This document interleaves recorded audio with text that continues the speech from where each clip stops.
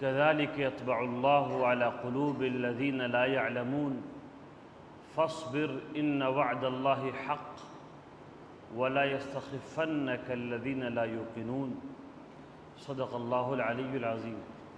وعن عائشة رضي الله تعالى عنها قالت أن رسول الله صلى الله عليه وسلم كان يجتهد في العشر الأواخر من رمضان ما لا يجتهد في غيره. رمضان المبارک جب شروع میں آتا ہے تو رحمت کی ایک آندھی چلتی ہے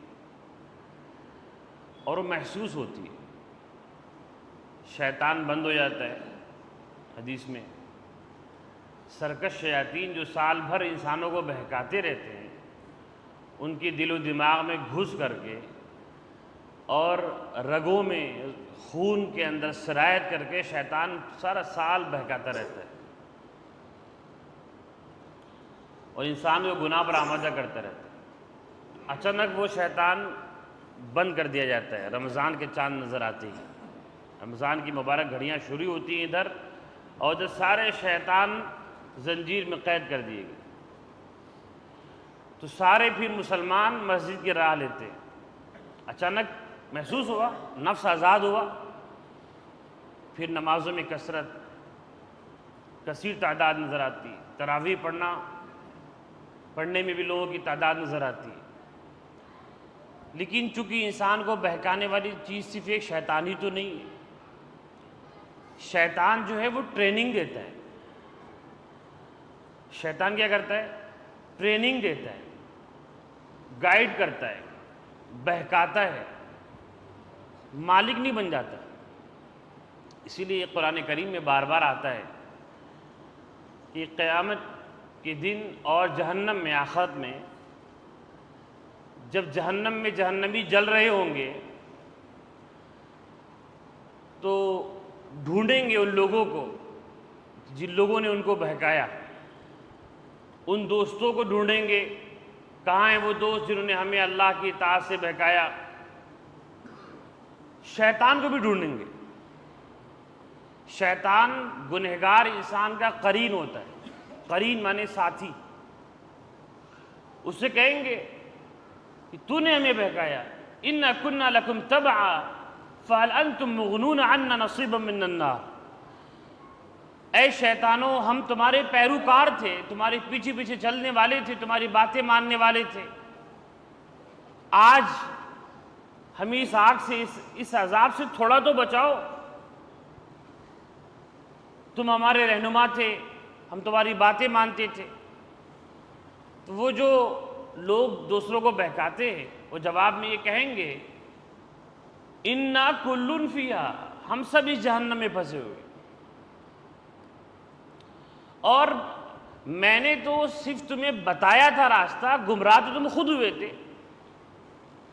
إِلَّا أَن دَعَوْتُكُمْ فَاسْتَجَبْتُمْ لِي, میں نے تو بس پکارا تھا, آواز لگائی تھی, لبیک تو تم نے کہا تھا.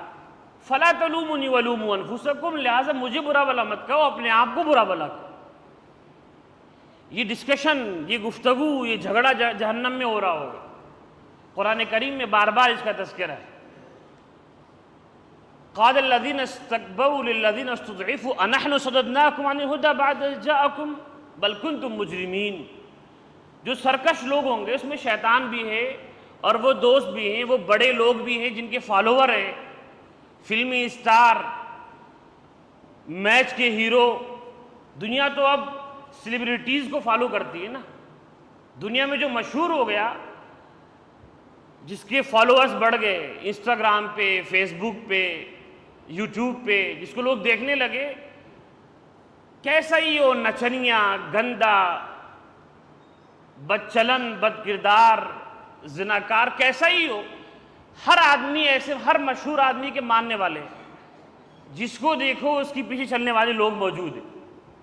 تو ایسے لوگ جن کو بڑا سمجھا گیا, اللہ کہتے, اللہ نے یہ نہیں کہا کہ وہ بڑے جنہوں نے بہکایا, بلکہ اللہ نے کہا کہ وہ جن کو بڑا سمجھا گیا, جنہوں نے خود کو بڑا سمجھا, لوگوں نے ان کو بڑا سمجھا, وہ بڑے تھوڑی ہیں.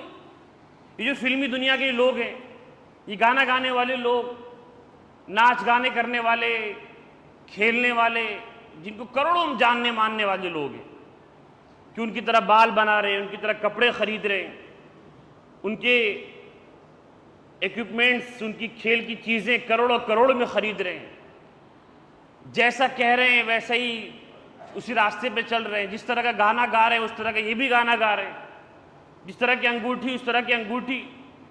تو ایسے لوگ جنہوں نے بہت سے کمزوروں کو، بہت سے فالوورز کو، بہت سے اپنے فینس کو گمراہ کیا، اس کا ذریعہ بنے، وہ کہیں گے جہنم میں کہ کیا ہم نے تمہیں روکا تھا اللہ سے؟ اَنَحْنُ صَدَدْنَاكُمْ عَنِ الْهُدَىٰ، ہم نے نہیں روکا تھا بلکہ تم خود مجرم تھے، جلو آگ میں، ہم بھی جل رہے تم بھی جلو گے۔ تو شیطان اکیلا نہیں گمراہ کرتا، شیطان تو کسی کو بس راستہ دکھاتا ہے، اس کا مالک نہیں بن جاتا ہے، انسان کو مجبور نہیں کر دیتا، راستہ دکھاتا ہے۔ اللہ نے کہا ہے کہ ہم نے ہر انسان کے دل میں اچھائی بھی رکھی ہے، یعنی اچھائی کی سمجھ کی طاقت، اور برائی بھی رکھی ہے۔ الہمھا فجورھا وتقواھا، فجور بھی رکھا ہے، تقویٰ بھی رکھا ہے۔ لیکن اس میں سے کچھ لوگ ایسے ہیں جو گناہ کے تقاضے پر عمل کرتے ہیں اور نیکی کے تقاضے پر عمل نہیں کرتے۔ تو شیطان صرف راستہ دکھاتا ہے، ٹریننگ کرتا ہے۔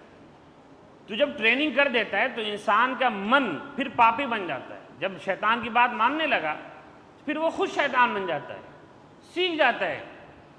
اسی کو کہتے ہیں نفس۔ دو چیزیں انسان کو بہکاتی ہیں، ایک شیطان اور ایک اس کا نفس امارہ، ایسا جی، ایسا من اس کا جو اس کو برائی پر آمادہ کرے، اس سے گناہ کروائے۔ اب رمضان میں شیطان تو بند ہے، اچانک جب شیطان بند ہوا تو سارے لوگ محسوس کیے کہ آزاد ہو گئے۔ اور رمضان عجیب ہے، جس دن چاند دیکھنا ہوتا ہے کسی کا جی نہیں کرتا کہ رمضان آئے، سب چاہتے کہ شعبان کا مہینہ 29 نہیں 30 کا ہو، رمضان ایک دن بعد آئے۔ ایک دم موسم نظر نہیں آتا، ایسا لگتا ہے کہ بھائی جو کل عشاء کی نماز 4 رکعت فرض نہیں پڑھنے آ رہے تھے، آج 20 رکعت تراویح کیوں پڑھیں گے؟ ہر شعبان کے آخری دن میں ایسا محسوس ہوتا ہے محسوس کرنے والوں کو کہ اس بار رمضان اچھے سے شروع نہیں ہوگا، کیونکہ کل ہی 29 تاریخ 28 تاریخ کی رات میں عشاء کی نماز فرض میں کوئی لوگ نہیں تھے، وہی 1.5-2 صفحے، تو اچانک ایک دن میں کیا ہو جائے گا؟ لیکن دیکھا جاتا ہے کہ تراویح ہوئی، سب لوگ بھر گئے۔ یہ کیا ہوتا ہے؟ یہ ہوتا ہے کہ شیطان اچانک بند ہو گیا، تو نفس میں آزادی آئی اور یقیناً طبیعت نے اس تبدیلی کو محسوس کیا۔ لیکن اندر کا جو نفس پاپی ہے وہ تو قید نہیں ہوتا، وہ تو اپنے ساتھ ہے۔ قید تو شیطان ہوا ہے، جکڑا وہ گیا، نفس تو ہمارے ساتھ لگا ہوا ہے۔ اس لیے جب رمضان کا بیچ آتا ہے، تھوڑے ٹائم گزرتا ہے، پھر وہ نفس کہتا ہے کہ اتنی پابندی برداشت نہیں کروں گا، 1-2 دن ہو گیا، اتنی تلاوت نہیں کر پاؤں گا، اتنے نماز نہیں پڑھ پاؤں گا، پھر عبادت سے جی چراتا ہے۔ یہ جو رمضان کے جو دن چل رہا ہے، 17-18 رمضان، 20 رمضان کے بیچ کے دن، یہ بڑے مشکل دن ہیں۔ بہت سے لوگ ہمت ہار چکے۔ میں پچھلے ہفتے بھی کہا تھا، رمضان گنہگاروں کے لیے آخر میں رحمت کا سبب ہے، آخر میں جنت سے چھٹکارا ملے گا، کیونکہ انہوں نے بڑے گناہ کی ہوئی ہیں، بڑی نمازیں چھوڑی ہوئی ہیں۔ تم جب پورے روزے رکھو گے آخر میں تمہاری نجات ہے۔ ہم لوگ تو اسی زاویے کے لوگ ہیں۔ کچھ لوگوں کو اللہ پہلی رات سے ہی جنت سے چھٹکارا لکھ دیتے ہیں، بہت سارے گناہ معاف ہو جاتے ہیں۔ تو یہ دیکھا جا رہا ہے کہ رمضان کا بیچ ہمت ہارنے لگے۔ حدیث شریف میں آتا ہے کہ اللہ کے رسول صلی اللہ علیہ وسلم جو ہر لمحے عبادت کی تمنا کرنے والے، آپ کو معلوم ہے کہ رمضان کے علاوہ بھی حضور کی ساری زندگی عبادت ہے، لیکن رمضان آتی ہی حضور آندھی طوفان بن جاتے، میں نے روایت سنائی تھی۔ پھر رمضان میں بھی جو آخری عشرہ ہوتا، آخری جو 10 دن ہوتے، حضور صلی اللہ علیہ وسلم رات میں سونا چھوڑ دیتے۔ حضرت عائشہ فرماتی ہیں رضی اللہ تعالیٰ عنہا کہ حضور رمضان کے آخری 10 دنوں میں جتنی محنت کرتے عبادت کے سلسلے میں، اتنی محنت کبھی نہیں کرتے۔ راتوں کو جاگتے، پوری رات ذکر و تلاوت میں جاگ کر گزار دیتے۔ احیا لیلہ و ایقظ اہلہ، خود بھی جاگتے، اپنے گھر کے سارے لوگوں کو جگاتے، چلو بھائی تلاوت کرو، چلو نمازیں پڑھو، نفل پڑھو، اللہ کو راضی کرو، اللہ تعالیٰ رحمت برسانے کے موڈ میں اللہ سے مانگو، آخرت کو سنوارو۔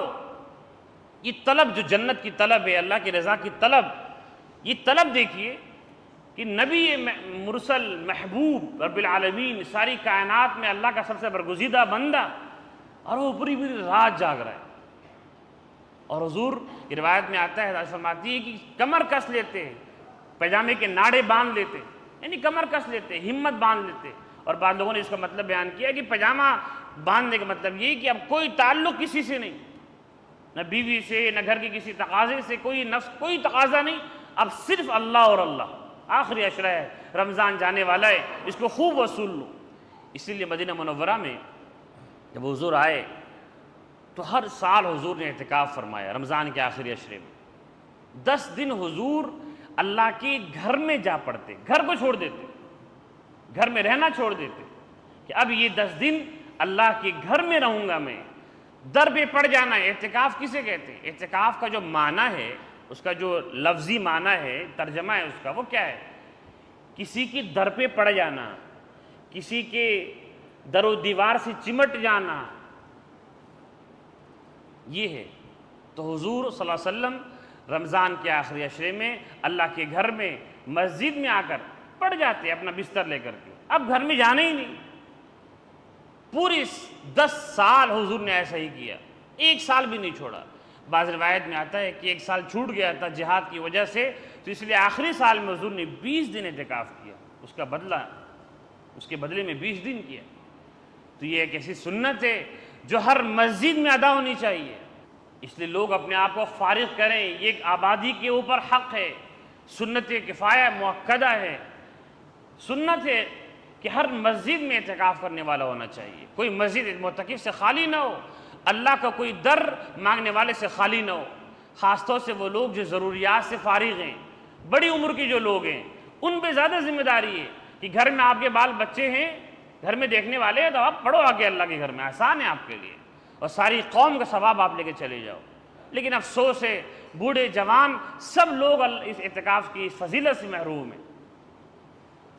میں دیکھتا ہوں، میں گجرات میں جایا کرتا تھا اعتکاف کرنے کے لیے، ہزاروں کا مجمع ہے معتکف ہے، ہزاروں کا مجمع.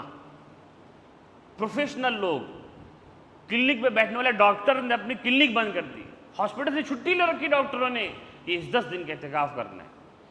امریکہ سے لوگ آ رہے ہیں، ساؤتھ افریقہ سے لوگ آ رہے ہیں، دنیا کے کناروں سے لوگ آ رہے ہیں کہ فلاں مسجد میں ایک بزرگ کے پاس اعتکاف کرنا ہے ہمیں، تاکہ عبادت صحیح ادا ہو سکے. اگر حضرت تھانوی فرماتے ہیں رحمۃ اللہ علیہ، اگر کوئی آدمی مسجد میں اعتکاف کی نیت سے سو پڑے، خالی فرض نماز پڑھ رہا ہے، نماز ہوئی جا کے سو گیا، گناہ سے بچ رہا ہے، یعنی کہ بیٹھے غیبت کر رہا ہے، گناہ سے سو رہا ہے، صرف کچھ نہیں کر رہا ہے، تب بھی وہ ہر لمحے نیکی میں مشغول ہے. اللہ کے در پہ پڑا ہوا معتکف کہلائے گا. سونے ہی کے لیے آ جائیں. خیر، مجھے کہنا یہ ہے کہ رمضان کے آخری ایام بڑے وصول کرنے کے ہیں، اللہ سے تعلق کو مضبوط کرنے کے ہیں. اب تو میچ دیکھ رہے ہیں لوگ، IPL چل رہا ہے، یہ بڑی آزمائش ہے. کئی سالوں سے رمضان آتا ہے تو یہ میچ شروع ہو جاتا ہے. اس موسم میں تو ہمارے جو نوجوان لڑکے ہیں، ایک تو میچ کھیلتے بھی اور میچ دیکھتے بھی ہیں. تراویح ہو رہی ہے، غائب ہیں. ادھر اللہ کے سامنے قوم کھڑی ہے اور یہ لوگ غائب ہیں. اور افسوس یہ کہ جو گھر کے ذمہ داران ہیں وہ بولتے ہی نہیں، زبان بند ہو جاتی ہے وہاں پہ. ابھی کوئی دوسرا آدمی کسی کی ایک بار بے عزتی کر کے دیکھ لے، اونچی آواز میں بات کر لے، پھر دیکھیے کس طرح مقابلے پر آمادہ ہو جائے گا. پھر زبان سخت ہو جائے گی، پھر منہ سے گالی نکلے گی، پھر لاٹھی ڈنڈے نکلیں گے. لیکن اپنا بچہ مسجد چھوڑ کر، رمضان کا موقع ہے، 1 مہینہ عبادت کرنے کے لیے آیا ہے، کھیل میں لگا ہوا ہے، بھاگا ہوا ہے، نماز نہیں پڑھ رہا ہے، اس کو نہیں بول پا رہے، صرف منہ بنا کے رہ جا رہے ہیں، شکایتیں کر رہے ہیں، ارے مانتا نہیں، کیسے کر، ارے تم ٹائٹ ہو، لاٹھی ڈنڈے نکالو. کہاں محبت ہی نہیں، طلب ہی نہیں ہے. میں واقعہ سوچ رہا تھا، اور بڑا ہی سبق آموز واقعہ ہے. اللہ تعالیٰ کو طلب، اللہ فرمائے ما امروا الا لیعبدوا اللہ مخلصین لہ الدین. اللہ کے بندوں کو حکم دیا گیا ہے کہ پوری اخلاص سے اللہ کی عبادت کریں. اللہ کی عبادت روٹین کی وجہ سے نہیں ہونی چاہیے، اس وجہ سے نہیں کہ ہم بڑے بوڑھے ہو گئے، عبادت نہیں کریں گے تو جائیں گے کہاں. نہیں، عبادت کو مقصود بنا کر عبادت کرنا ہے. جب گھر سے آپ نکلیں، جب آپ دکان بند کریں اور مسجد کی طرف چلیں، تو آپ یہ نہ سوچیں کہ چلو بھائی ایک ضروری چیز ادا کر لو، کرنا ہے، پھر جب مسجد سے نکلیں تو اب سوچیں کہ اصل کام کی طرف چل پڑے، اصل تو دکان ہے، نہیں، جب مسجد کی طرف چلیں تو سوچیں کہ اصل ہمارا کام یہ ہے، باقی چیز تو ضروریات، زندگی کی ضروریات پوری کرنے کے لیے، ہمارا گھر، ہمارے بال بچے جو ہماری جان سے زیادہ عزیز ہیں، ان سب کے بارے میں یہ تصور کریں کہ یہ ہماری زندگی چلانے کے لیے، یہ جو بچے ہیں ان کو اچھے سے پرورش کرنے کے لیے اللہ نے ہم کو ماں باپ بنا دیا، تاکہ ہم ماں باپ بن کر محبت ہمارے دل میں پرورش اچھی ہوگی۔ انسانوں کو نسل چلانے کے لیے اللہ نے رشتے بنائے ہوئے ہیں، اللہ نے یہ گھر دیا تاکہ ہم رہ سکیں۔ اصل مقصود تو اللہ کے سامنے سجدہ کرنا ہے، اصل مقصود تو اللہ کے سامنے سجدہ کرنا ہے۔ حدیث شریف میں آتا ہے کہ جب انسان، جب آدم کی اولاد جب اللہ کے سامنے سجدہ کرتا ہے تو شیطان کہتا ہے کہ آدم کی اولاد نے سجدہ کیا وہ جنت پا گیا، میں سجدے سے انکار کیا، میں جہنم کی راہ پہ چل پڑا، سجدے سے انکار کیا تھا۔ یہ مقصود زندگی ہے، اللہ وہ طلب دیکھنا چاہتے ہیں۔ روایت میں آتا ہے کہ جہنم قیامت کے دن میں، میدان محشر میں جب حساب و کتاب ہو رہا ہوگا، رجسٹر کھولیں گے، ہر چیز لکھی ہوگی، لا یغادر صغیرہ ولا کبیرہ الا احصاها، ہر چھوٹی بڑی چیز لکھی ہوئی ہوگی۔ تو کسی انسان کا رجسٹر کھلے گا میلوں میل تک لمبا، اس پہ سے گناہ لکھے ہوئے ہیں، صرف گناہ لکھے ہوئے ہیں، لاپرواہیاں لکھی ہوئی ہیں، غفلت لکھی ہوئی ہے، دنیا کمانا لکھا ہوا ہے۔ اب وہ نا امید ہو چکا کہ میں تو گیا۔ ظاہر ہے اللہ تعالیٰ جس کا حساب لینے پر آ جائے تو کوئی بھی نہیں بچ سکتا، تو اس کا رجسٹر کھل گیا حساب کے لیے۔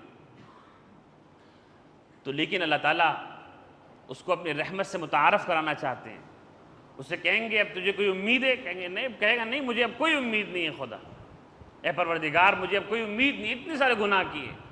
پھر اللہ کہیں گے بھائی اس نے اس کے اعمال میں سے وہ چند کلمہ نکالو جو اس نے پڑھے تھے دل سے، لا الہ الا اللہ، کہ اللہ کے سوا کوئی چیز عبادت کے لائق نہیں، یہ پیسہ، یہ دنیا، یہ عزت، یہ شہرت، یہ سب قربان ہو، کوئی پرواہ نہیں، اللہ سے تعلق ہمارا مضبوط رہے، وہ ہے ہمارا خدا، وہ ہے ہمارا معبود، وہ ہے ہمارا مسجود، وہی حقیقی تعلق رکھنے والی ذات ہے۔ یہ پیسے کوئی چیز نہیں، عزت چلی جائے، ذلیل ہو جاؤں سماج میں، شہرت چلی جائے، کچھ حاصل نہ ہو، رشتہ دار ناراض ہو جائیں، اولاد نافرمان ہو جائے، خدا کا تعلق باقی رہے، اس جذبے سے جو ایک بار کلمہ پڑھا تھا وہ نکالا جائے گا اس رجسٹر میں۔ اللہ کہیں گے اس کلمے کو دوسرے پلڑے پر رکھو، وہ اتنا میلوں میل پھیلا ہوا رجسٹر اعمال کا ایک پلڑے پر، اور ایک کلمہ لا الہ الا اللہ جو صدق دل سے، ویسے بہت پڑھنے والے ہیں، اس آدمی نے جو سچائی کے ساتھ جو کلمہ پڑھا ہوگا وہ ایک کلمہ، روایت میں بطاقہ، ایک کارڈ پہ لکھا ہوگا، بھائی چھوٹا سا کلمہ چھوٹے سے کاغذ پہ لکھا ہوگا، اس ایک کاغذ پہ فرشتے لکھ کر اس کو کارڈ بنا کر کاٹ کر اس کو رکھ دیں گے، پورا پلڑا جھک جائے گا اور گناہوں سے بھرا ہوا رجسٹر اوپر اٹھ گیا، اور یہ وزنی کلمہ وزنی ہو گیا، گناہ ہلکے ہو گئے، من ثقلت موازینہ فہو فی عیشۃ راضیہ، اب پاس ہو گیا وہ۔ اللہ تعالیٰ کو یہ طلب دیکھنا ہے، رمضان اسی لیے آیا ہے کہ دیکھتے ہیں رحمت کے اس موسم میں میرے کتنے بندے ہیں جو رحمت کی طرف دوڑ کر آ رہے ہیں۔ ثم اورثنا الکتاب الذین اصطفینا من عبادنا، اللہ نے کہا ہے کہ میں نے اس کتاب کو چن کر اپنے بندوں کو دیا ہے، محمد صلی اللہ علیہ وسلم کی امت کو دیا ہے، ہر ایک امتی کو نہیں دیا۔ فمنہم ظالم لنفسی، لیکن بعض بندے ایسے ہیں جو خود پر ظلم کر رہے ہیں، یعنی کافر، ومنہم مقتصد، بعض وہ ہیں جو گناہ بھی کر رہے ہیں نیکی بھی کر رہے ہیں، یعنی عام مسلمان، ومنہم سابق بالخیرات، اور بعض وہ ہیں جو ہر لمحے نیکیاں جمع کرنے کی کوشش میں لگے ہوئے ہیں۔ رمضان سابق بالخیرات بنانے کے لیے آیا ہوا ہے، اس کو غفلت میں نہ گزاریں۔ تو میں یہ کہہ رہا تھا کہ طلب پیدا کرنے کے لیے کرنا ہے، اللہ سے جنت مانگنی، ان کی رضا مانگنی، سب سے قیمتی چیز ہے۔ وہ واقعہ مجھے ذہن میں اب میں سناؤں آپ کو، وہ مشہور واقعہ ہے، لیکن سبق اس میں کیسے لینا ہے۔ ایک مرتبہ ایک فقیر آدمی اللہ کی یاد میں مجذوب لوگ ہوتے تھے پہلے زیادہ، جب اللہ کی یاد، دیکھیں اب کسی سے کہو کہ اللہ کی یاد بھی کیا چیز ہے، اللہ سے محبت بھی کوئی چیز ہے کیا، تو لوگ بڑے اجنبی نہ جاننے والے، اور اس سے بڑی ذات محبت کے لائق کوئی نہیں۔ محبت جن وجہوں سے کسی سے بھی ہو سکتی ہے، ماں سے ہو سکتی ہے اس کی ممتا کی وجہ سے، باپ سے ہو سکتی ہے اس کی پرورش کی وجہ سے، دوست سے ہو سکتی ہے اس کی وفاداری کی وجہ سے. محبت جن وجہوں سے ہو سکتی ہے وہ ساری وجہیں بوجہ عتم خدا کی ذات میں کسی میں نہیں. مکمل طور پہ اگر ہیں تو اللہ کی ذات کے اندر وہ حسین و جمیل بھی ہیں, وہ ایسے ہیں جو وفا کرنے والی بھی ہیں, وہ پرورش کرنے والے رب العالمین بھی ہیں. تو محبت ایک چیز ہے جو انسان کو کبھی کبھی مجنون بنا دیتی ہے. بھائی جب عورت کی محبت میں انسان مجنون بن سکتا ہے تو خدا کی محبت میں کیوں نہیں بن سکتا؟ ہو سکتا ہے انسان. تو ایک ایسا ہی مجذوب آدمی ہے اللہ کی محبت میں بالکل نڈال. جیسے بعض صحابی تھے کہ وہ کہتے تھے پیسہ کمانا جائز ہی نہیں, پیسہ کماؤ اتنا بس کھا سکو, بس سمیٹنا جائز نہیں. یہ بات غلط تھی, لیکن کوئی صحابی کو کہتے نہیں تم غلط کہہ رہے ہو, کیونکہ محبت میں کہہ رہے ہیں. ان کو کسی چیز کی پرواہ نہیں, وہ فتویٰ دینے کے لیے نہیں کہہ رہے تھے, وہ اپنے لیے کہہ رہے تھے بس پیسہ مجھے نہیں اکٹھا کرنا ہے. ابو ذر غفار رضی اللہ تعالیٰ عنہ جو ایک ایسی فقیر مجذوب آدمی تھا, اللہ کی یاد میں کھویا ہوا. تو ایک مرتبہ وہ ریت کے پر محل بنا رہا ہے, جنت بنا رہا ہے. ادھر سے ایک بادشاہ گزر ہوا, تو وہ فقیر و مجذوب اپنی ولایت میں مشہور تھا کہ دیندار آدمی ہے. اس نے کہا کہ یہ کیا بنا رہے ہو؟ بادشاہ نے پوچھا, کہا کہ میں جنت بنا رہا ہوں خدا کی, خریدنا ہے تو خرید لو. بولے کتنے میں بیچ رہے ہو؟ تو اس نے کہا کہ 1 درہم میں. اب واقعہ بعض جگہ ایسا لکھا ہوا ہے کہ وہ کوئی جانے والا تھا, اس نے بادشاہ کی بیوی کو خبر کی کہ ارے وہ ایسا واقعہ ہے, وہ فلاں آدمی نہیں ہے, وہ مجذوب ٹائپ کا, وہ ایسی حرکت کر رہا ہے کہ ایک جنت بنا رہا ہے اپنے ہاتھ سے ریت پر اور کہہ رہا ہے یہ خدا کی جنت ہے, 1 درہم میں خرید لو. تو اس کی بیوی نے کہا, بادشاہ کی بیوی نے, کہ میں خریدوں گی 1 درہم میں, کچھ بھی, چلو 1 درہم میں کیا جاتا ہے, 1 درہم میں کیا جاتا ہے, کیا پتا وہ اللہ کا نیک بندہ, اللہ اس کو دعا قبول کر لے, جو بھی اس کے دل میں آیا. 1 درہم دیا, بولے جنت ہوگی. اس طرح لکھا ہے واقعہ. بیوی نے, بادشاہ کی بیوی نے خرید لی 1 درہم میں. اب وہ مجذوب آدمی بیوقوف, وہ اس کے عقل نہیں, اس کے پاس کوئی فتویٰ نہیں دے سکتا, کوئی مسئلہ بتا نہیں سکتا, لیکن وہ جس کیفیت میں بول رہا تھا. اور یہ جو عورت ہے, جو رانی ہے, بادشاہ کی بیوی, اس کے اندر جو کیفیت ہے, جنت جیسی چیز, 1 درہم ضائع ہو تو 1000 درہم ضائع ہوتے ہیں, لیکن کیا پتا اللہ وہ طلب تو اللہ دیکھ رہا ہے نا. 1 درہم دے دیا. اب بادشاہ لگا مذاق اڑانے, 1 درہم جو ہے, شوہر 1 درہم میں جنت کی, یہ کیا بیوقوف والی بات. رات میں خادشاہ نے خواب دیکھا کہ اس کی بیوی جنت میں, سچا خواب, بیوی جنت میں. اب اگلے دن پہنچا بادشاہ, پہنچا اسی فقیر کو ڈھونڈتے, مجذوب کو ڈھونڈتے ہوئے, کہ دو بھائی وہ جنت بنانے لگا. بولے آج جنت دوں گا, پوری سلطنت دینی پڑے گی. تو ابراہیم بن ادھم کا واقعہ بادشاہ تھے, تو آج جنت ملے گی, آج پوری سلطنت تم دے دو خدا کے راستے میں تو ملے گی جنت. کل کی جو قیمت تھی وہ 1 درہم تھی, کل طلب بھی مل رہی تھی, آج دیکھنے کے بعد تم مانگ رہے ہو. وہ جو طلب ہے, اللہ تعالیٰ کو چھوٹے چھوٹے عمل بھی قبول ہو سکتے ہیں. میں نے بتایا, روایت میں آتا ہے ایک آدمی کا کلمہ اس کے سارے گناہوں میں بھاری ہو گئے, کیونکہ صدق دل سے کہا تھا. تو یہ IPL کے میچ دیکھنے والوں اور میچ کھیلنے والے اور ان کے سربراہوں, ان کے گارجین, آپ کیا کر رہے ہیں؟ آپ کے بچے مسجد سے دور ہیں, تبدیلی کب آئے گی؟ اللہ تعالیٰ بہت بے نیاز ہے. ابھی آپ دیکھ رہے ہیں کہ مسلمان ہر جگہ مارا جا رہا ہے, ایسی شکایت ہر آدمی کی زبان پر ہے, کہ مسلمان مارا جا رہا ہے, خاص طور سے غزہ کے مسلمان. تو اللہ جل شانہ نے قرآن میں وہ آیت پڑھی تھی جو بے موقع تھی بظاہر, لیکن وہ اس وجہ سے میں نے پڑھی تھی. اللہ کہتے ہیں کذالک یطبع اللہ علی قلوب الذین لا یعلمون. وہ لوگ جو اللہ کی قدرت سے آشنا نہیں ہیں, وہ لوگ جو اللہ کی قدرت سے آشنا نہیں ہیں, اللہ ان کی دل پر مہر لگا دیتا ہے. کتنی بڑی بات ہے. اللہ تعالیٰ کا دل پہ مہر لگانا کیا ہوتا ہے؟ ختم اللہ علی قلوبہم وعلی سمعہم. اللہ دل اور کان پر مہر لگاتا ہے تو اب پھر وہ سنتے نہیں, اب صحیح بات دل میں آتی نہیں, ہمیشہ شک پیدا ہوتا ہے. میں نے وہ آیت پڑھی تھی وطر میں, وَلَمَّا رَأَى الْمُؤْمِنُونَ الْأَحْزَابَ قالوا هذا ما وعدنا الله ورسوله وصدق الله ورسوله. غور سے سنیے گا میری بات 2-4 منٹ میں. جب حضور صلی اللہ علیہ وسلم کے صحابہ دشمنوں کی فوج کے بیچ میں گر گئے غزوہ احزاب اور خندق میں، سارا عرب، سعودی عرب کا پورا حجاز کا علاقہ، الگ الگ قبیلے کے لوگ سب مسلمانوں کے خلاف ایک جٹ ہو کر، اگرچہ آپس میں ایک جٹ نہیں تھے لیکن مسلمانوں کے خلاف ایک ہو کر اچانک حملہ کرنے آ گئے. مسلمانوں کو پتہ بھی نہیں تھا، غزوہ خندق میں ہی تو ہوا تھا. تو بہت سے مسلمان ڈرنے لگے، ظاہری ڈر کی کیفیت تھی. لیکن جب میدان جنگ میں پہنچے تو جو صحیح ایمان والے لوگ تھے، کچے ایمان والے لوگ نہیں تھے. اللہ نے کہا اس میں کچے ایمان والے بھی تھے، اسی سورۃ میں، سورہ احزاب میں تذکرہ ہے. جو پکے مومن لوگ تھے انہوں نے کیا کہا؟ ھذا ما وعدنا اللہ ورسولہ، یہ دیکھو یہ اللہ کا وعدہ سچ ہونے کے قریب آ گیا. یہی اللہ کا وعدہ تھا. اللہ نے ہم سے کہا تھا کہ فتح ہوگی، ایمان والوں کو نصرت ملے گی. ایمان غالب ہونے کے لیے آیا ہے، مغلوب ہونے کے لیے نہیں آیا. جب جنگ ہوگی، جب کفر اپنے ساری طاقت صرف کر دے گا تبھی تو خدا کی مدد آئے گی.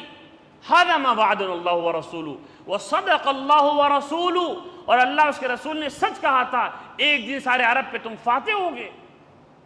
وما زادہم الا ایمانا وتسلیما، اور اس منظر نے صحابہ کے ایمان کو، ان کے اسلام کو اور بڑھا دیا. لیکن جو کچے مومن ہیں وہ شکایت کرتے ہیں اللہ کہاں ہے؟ اللہ تو آ ہی نہیں رہے. نعوذ باللہ من ذالک. میں آپ کو آیت سناتا ہوں. اس سے پہلے وہ آیت بتا دیا کہ دل پر مہر لگنے سے بچیے. کذالک یطبع اللہ علی قلوب الذین لا یعلمون. جو لوگ خدا کی شریعت سے واقف نہیں ہیں، اللہ کے نظام سے واقف نہیں ہیں، اللہ ان کی دلوں پر مہر لگا دیتے ہیں. فاصبر ان وعد اللہ حق ولا یستخفنک الذین لا یوقنون. اللہ کہتے ہیں صبر کرو، جمے رہو، اللہ کا وعدہ یقیناً برحق ہے. وہ لوگ جو خدا پر یقین نہیں رکھتے وہ بالکل کہیں سے بھی تمہیں کمزور نہ کرنے پائیں، تمہارے ایمان میں وسوسہ نہ ڈالنے پائیں. لا یستخفنک. یہود کے بارے میں بتانا چاہتا ہوں، اسرائیل کے بارے میں بتانا چاہتا ہوں. اس وقت دنیا کی جس کی توتی بول رہی ہے، اس کا پرچم لہرا رہا ہے، نعوذ باللہ من ذالک، ایسے منظر سے جیسے یہود کا پرچم بلند ہو جائے. کسی کی نہیں سن رہا ہے. ابھی اسی ہفتے آپ نے دیکھا کہ اقوام متحدہ نے، ذلیل اقوام متحدہ، بے حس اقوام متحدہ، بہت دنوں بعد، بڑے دباؤ کے بعد اس نے سیز فائر کا اعلان کر دیا کہ جنگ بند کی جائے غزہ کے اوپر، بمباری بند کرو. سارے ملکوں نے، اقوام متحدہ جس کے قانون کے تحت سارے ممالک چل رہے ہیں دنیا کے، اس کی طرف سے اعلان آیا کہ اسرائیل بمباری بند کر دے. امریکہ پچھلے کئی میٹنگوں میں اس کے خلاف بول دے رہا تھا، قانون پاس نہیں ہو پا رہا تھا. اس بار غیر حاضر رہا، قانون پاس ہو گیا، پھر بھی نہیں رک رہا اسرائیل. پھر بمباری کیا، رفح بھی کیا جہاں پہ زیادہ مسلمان فی الحال اکٹھا ہیں. کسی کی نہیں سن رہے. اس اسرائیل کے علاوہ کوئی دوسرا ملک ہوتا اس کے پاس ہمت نہیں تھی. یہود اپنے جرم کی انتہا کو ہیں. اللہ تعالیٰ نے قرآن میں کیا کہا؟ سورۃ الاسراء میں اللہ نے قرآن میں یہود سے یہ کہا. یہود کو اللہ نے بڑا نوازا تھا نا، یعنی یہ تو موسیٰ علیہ السلام جو سارے انبیاء تھے انہی کے اولاد میں سے. اللہ نے یہ کہا کہ تم جب سرکشی کرو گے تب تمہیں برباد کروں گا. یہود اب تک 2 بار سرکشی کر چکے ہیں اس طریقے کی، یہ تیسری بار ہے. ایک بار انہوں نے سرکشی کی دنیا پر. یہود کے اندر خاص بات یہ ہے کہ وہ اپنے آپ کو خدا کا بیٹا کہتے ہیں نحن ابناء اللہ واحباؤہ. قرآن نے کہا ہے ہم اللہ کے بیٹے، اللہ کے لاڈلے ہیں. سارے انسان گئے گزرے ہیں. اسی لیے ان کا مذہب نسلی ہے. جو لوگ اس خاندان کے وہی اصل یہودی، نسلی مذہب ہے، ایک برادری والا مذہب ہے. تو اللہ نے بخت نصر کو بھیجا آج سے 2500 سال پہلے. اور بخت نصر عیسائی تھا بادشاہ اس زمانے میں مسلمان. بہت یہودیوں کو کاٹا، خون کی ندیاں بہہ گئیں فلسطین میں. تب سب چھوڑ کے فلسطین بھاگ گئے، تبھی بھاگے تھے. پھر یہودیوں نے سر اٹھایا. اس کے تقریباً 400 سال کے بعد اللہ نے پھر رومیوں کو بھیجا، قیصر کو، پھر کاٹ کے رکھ دیا. اب پھر ایسا ہو رہا ہے اللہ نے قرآن میں کیا کہا ہے؟ ان عدتم عدنا، یہود تمہیں 2 بار ایسا ہوا ہے، لَتُفْسِدُنَّ فِي الْأَرْضِ مَرَّتَيْنِ وَلَتَعْلُنَّ عُلُوًّا كَبِيرًا، 2 بار تم فساد مچاؤ گے، تباہ کر دی جاؤ گے۔ اللہ نے ان سے کہا تھا انہی کتاب میں، 2 بار ہو چکا۔ آگے اللہ نے کہا کہ وَإِنْ عُدْتُمْ عُدْنَا، اگر تم پھر سرکشی کرو گے ہم پھر تمہارے اوپر عذاب لے کر کے آئیں گے۔ یہ جو کچھ ہو رہا ہے یہ اللہ کے ہاتھ سے نکلا ہوا نہیں ہے۔ یہود تو اللہ سے لڑتے ہیں، نعوذ باللہ، یہود اللہ سے لڑنے والے، براہ راست خدا کو چیلنج کرنے والے ہیں۔ قرآن کہتا ہے قالت الیہود ید اللہ مغلولہ، اللہ نے کہا ہے کہ یہود نے کہا کہ خدا کا ہاتھ بندھا ہوا ہے، وہ ہمارا نقصان نہیں پہنچا سکتا، نعوذ باللہ من ذالک۔ آج بھی یہی کہہ رہے ہیں، ویڈیو جو عربی میں ویڈیو وہ چلا رہے ہیں، ان میں ان کی ایک جماعت ہے جو عربی میں ویڈیو بناتی ہے اور عام فلسطینیوں کو بہکانے کے لیے۔ میں تو خود دیکھتا ہوں ان چیزوں کو۔ وہ کہہ رہی ہے کہ خدا ہے تو اگر تمہارا خدا ہوتا، تم برحق ہوتے اور محمد نبی ہوتے صلی اللہ علیہ وسلم، تو پھر تم فتح پاتے، فتح تو ہماری ہے۔ اور وہ بم سے محلوں کو اڑا دے رہے ہیں اور ہنس رہے ہیں، مذاق اڑا رہے ہیں۔ آج پھر وہ کہہ رہے ہیں وقت قریب ہے، اور ساری دنیا جو خاموش ہے، جن کے پاس طاقت ہے اگر وہ خاموش ہیں، بولنے کی طاقت ہے بول نہیں رہے، کرنے کی طاقت ہے کر نہیں رہے، اللہ کسی سے بھی عقاب لے سکتا ہے۔ اللہ کے عقاب کی چھڑی کسی پر ہی برس سکتی ہے۔ تو لوگوں اس بات کا حاصل یہ رمضان کے جو مبارک موقع ہے اس میں اللہ سے جڑیے۔ میچ مت دیکھو، بعد میں میچ دیکھ لو، کم سے کم نماز تو پڑھ لو۔ مسجد میں آنے والے نمازوں سے دور ہیں، مسجد میں بیٹھے ہوئے ہیں، نماز ہو رہی پیچھے کھیل رہے ہیں۔